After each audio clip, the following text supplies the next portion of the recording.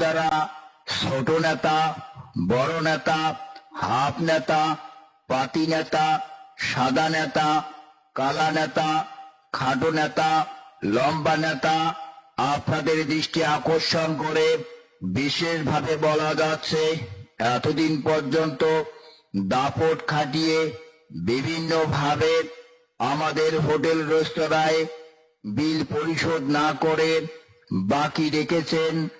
এমন তো অবস্থায় বেশ কিছুদিন ধরে আপনাদের সন্ধান পাওয়া যাচ্ছে না এবং আমাদের হোটেল রেস্তোরাঁও আসতেছেন না।